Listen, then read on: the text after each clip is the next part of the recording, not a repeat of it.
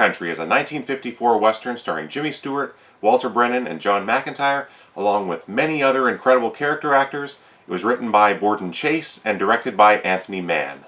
Jeff Webster and his friend Ben bring a herd of cattle up to Skagway, Alaska, intending to get rich off the beef-starved gold mining population. But when they run across the so-called lawman Gannon, it sets off a chain of events that bring ever-escalating violence to the Klondike.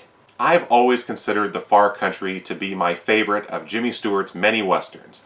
The only other one I would say is close would be Winchester 73. But it had been so long since I last watched The Far Country, I figured it was about time for a revisit. And I still love it. There's just something about it that has always spoken to me. And it does something that I think the best westerns do. It builds an immersive world that is filled with characters that know and understand each other. There are backstories that are only implied, but we understand just from two characters sharing a few moments on screen. The good guys and bad guys can talk and maybe even like each other while still having their established roles. There's a passage of time within the movie that deepens all of these character relationships, and it just presents such a full, rich story. Other movies that I think pull off a similar feel are Rio Bravo, Ride Clear of Diablo, Silverado. I didn't intend for all those to rhyme, by the way. There are, of course, others, but that atmosphere is present in all of these films. And I give full credit to Anthony Mann for his innate brilliance of storytelling and the script by Borden Chase. Borden Chase is the writer behind Red River, most famously, but also Winchester 73, Bend of the River, Vera Cruz, Backlash with Richard Widmark, a little movie that I just love. And his dialogue is everything you want it to be. And the little details that he sprinkles throughout concerning the gold rush and prospecting are what bring realism and little nuggets of information that further develop this world. I'm talking things like panning the sawdust from saloon floors to glean any dropped gold dust, the amount of food that was required before heading out for prospecting. It's little things like that which set the movie apart. I reviewed North to Alaska not long ago, and these two are a nice pair of northern set films, but very different in tone and style. Something I had forgotten is how quickly two crucial plot elements are established. Within the first 10 minutes, we learn about Ben's love of coffee that will eventually have tragic consequences, and also the little bell that Jeff always keeps on his saddle horn. I'll talk more about the role it plays during the climax, but I love when things like that are set up so early and then ultimately pay off in a big way late in the movie. But I have to talk about Jimmy Stewart, and he is absolutely fantastic in the movie. I've said before, I've watched a lot of his movies, but when I'm always adding to my collection, I don't end up rewatching a lot very quickly. So when I most typically watch just It's a Wonderful Life every year, or the last one of his movies I watched was Mr. Hobbs Takes a Vacation, it can be easy to forget how dark he could go in movies. His character of Jeff Webster is by no means a horrible, villainous man, but compare him to George Bailey or Mr. Hobbs, and it's hard to believe that it's the same actor playing each of these roles. You can tell Jimmy Stewart loved making westerns, and gave them his all, because in his eyes there's this wary gaze and a hard edge to him that makes him fearsome and formidable. That first scene when he arrives in Seattle and throws the guns back to his fellow cowboys that had tried to turn back on the trail, there's this look on his face that says, no matter what happens, these two cowboys that hate him are going to die. But at the same time, you can see the familiar smile come into his eyes when he's listening to Renee, played by Corinne Calvet, or talking to Walter Brennan's character of Ben. It's almost like he reluctantly finds things amusing. He enjoys what he's seeing or hearing, but he doesn't want to show it. In that way, Jeff Webster is similar to a John Wayne character from the 50s, like Ethan Edwards or John T. Chance from Rio Bravo. There's this sense that each of these men would like to be one of the guys, one of more polite society, don't want to go too far into polite society, but they all have this fear of that and a need to stay independent. They can be around others, but they can never join them. Jeff Webster breaks that rule towards the end, but we'll get there. I am going to completely spoil this movie, so just be forewarned if you haven't seen it. And something else that I love is they weren't afraid to make Jimmy Stewart unlikable. That's not unique to this movie. That aspect can be found throughout the run of films he made with Anthony Mann. one of the best director-actor partnerships ever. That's not to discount John Wayne and John Ford, or Randolph Scott and Bud Bedecker.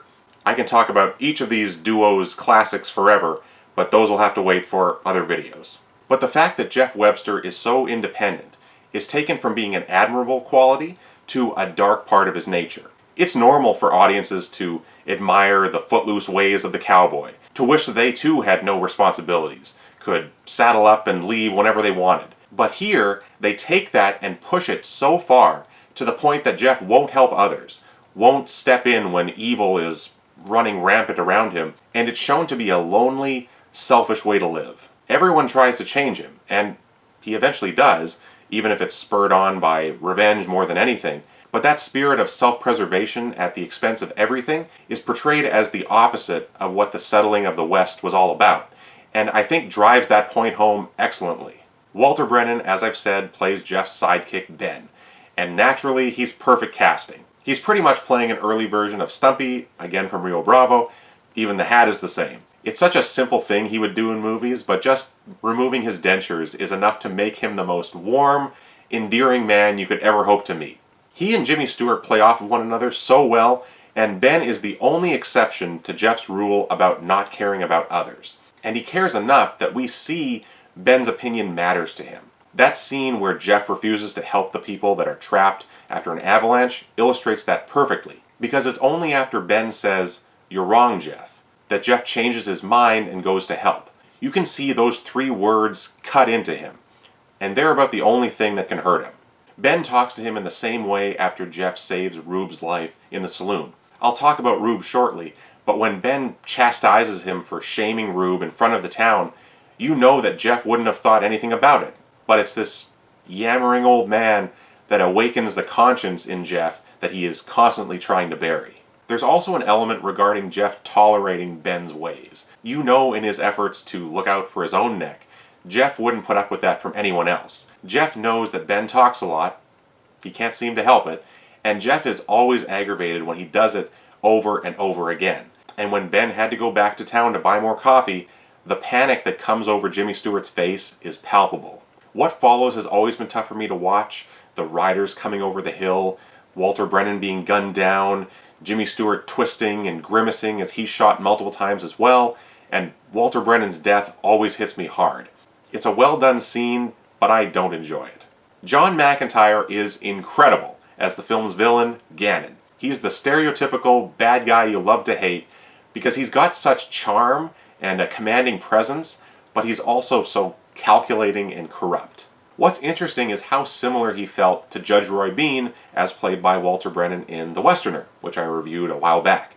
Both men are self-appointed lawmen, doling out so-called justice from a saloon and hanging or acquitting men seemingly dependent on what mood they're in. And the fact that Walter Brennan is in this movie too, here shifted to the aging sidekick, just makes it more interesting. As Judge Bean wanted to hang and then freed Gary Cooper's character in The Westerner, Gannon tries and acquits Jeff Webster, beginning this uneasy relationship between the two. Jeff stealing back his herd of cattle is a supremely satisfying scene, but from that point on, Gannon is this unseen threat, lingering behind the scenes. It's a credit to John McIntire that, despite his limited screen time throughout much of the movie, you never forget about him. He's always in the back of your mind, and you're waiting for that conflict to flare up. Jimmy Stewart is torn between 2 very different women in the film, played by Ruth Roman and Corinne Calvet. Ruth Roman is this worldly, self-assured saloon owner who sets her sights on Jeff Webster almost immediately. At first you like her, but as her close ties with Gannon are revealed and she becomes a smug, condescending woman, especially towards the Renee character, Ruth Roman turns her into a femme fatale. Ruth Roman did lots of 50s westerns like this and is, as usual, very good. Renee, on the other hand, played by Corinne Calvet, is this young, innocent, naive girl that has her own crush on Jeff. She plays the role in a childlike way, and it's not terribly convincing. The character is good, another one constantly telling Jeff he should start to care about others, but the performance is a little strange. And now we come to all of these character actors. One of the many reasons I love westerns from this era, it's a who's who of great faces. J.C. Flippen plays Rube. He was one of Anthony Mann's regulars, having appeared in the previous two Stewart and Mann westerns as well, and he's really great as somewhat of the town drunk, but also a friend of Ben's who winds up as the sheriff in Dawson City. His best scene is when he's going to face up to a hired gun of Gannon's, and Jeff steps in to stop him. You can see his facial expressions change in an instant, going from knowing he's going to die, but his pride and need to follow through driving him to confront the gunman, to losing all momentum when Jeff blocks his path. He immediately loses his drive and turns to walk away, ashamed to be seen. It's a great performance, and I wonder if it was the forerunner to those scenes in Rio Bravo and El Dorado, where Dean Martin and Robert Mitchum, respectively, are laughed out of a saloon, both being the washed-up lawmen trying to stand up to the criminal element. Gannon's henchmen are filled with the likes of Harry Morgan, Steve Brodie, and Jack Elam. Steve Brodie has gone from being, oh, that guy, to, oh, that guy from Out of the Past. I know he's in tons of other stuff as well, but Out of the Past has left quite the impression on me since I first saw it a few years ago. Jack Elam has a great presence. I don't know if he even has a single line of dialogue in this movie, but just that sight of him as the lanky bad guy, always slightly stooped, he makes himself memorable. And Anthony Mann wisely included him as part of the final gunfight, even giving him that close-up where he turns out the porch lamp. Robert Wilke plays Madden, the hired gun that Gannon brings in later in the film, and he too, such a memorable face. His costume as well, with his jacket with the outlined pockets and that two-gun rig. He's a bit of a dandy and makes a great impression. He gets a scene where he guns down Chubby Johnson, and it has to have been inspired by Shane. It was only the year before, but I have a feeling that that moment where Jack Palance blows away Elisha Cook Jr. was looming large on the Western movie scene. No one flies out of their boots here, but the sight of that big powder burn on Chubby Johnson's chest was better than any blood would have been. Royal Dano and Kathleen Freeman also show up in small roles. Kathleen Freeman was also in North to Alaska, but thankfully she wasn't saddled with a broad Swedish accent this time. Something you'll notice is Jimmy Stewart is riding his familiar horse named Pie. Jimmy Stewart even refers to him as Pie in the movie. He rode that same horse in 17 movies, I think, and that's pretty special. Jimmy Stewart wears his usual hat that he wore straight through all of the Anthony Mann westerns, and then Night Passage and Two Rode Together. Following that, I love the rest of the costumes in the film as well. I've mentioned before that I love westerns set in winter or in cold conditions, because not only do you get one set of great costumes, you get layers of them. Jimmy Stewart's plaid shirts, denim jackets, that great coat with the shawl collar, and I love how you can see it's frayed and worn out looking. The clothes look so lived in. John McIntire gets this great top hat that he wears at all times, his frock coats and vests, and his gang with all of their heavy jackets and caps. The movie looks great. And speaking of that, the movie is filmed beautifully. It's all shot in Alberta, in Jasper National Park, and at the foot of the Athabasca Glacier. That scenery is spectacular.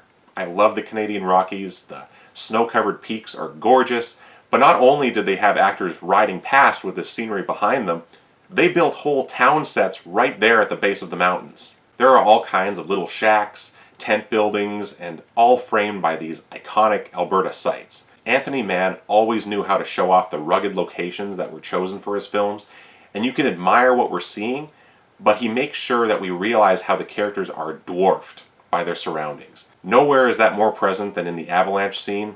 This far country is beautiful, but dangerous.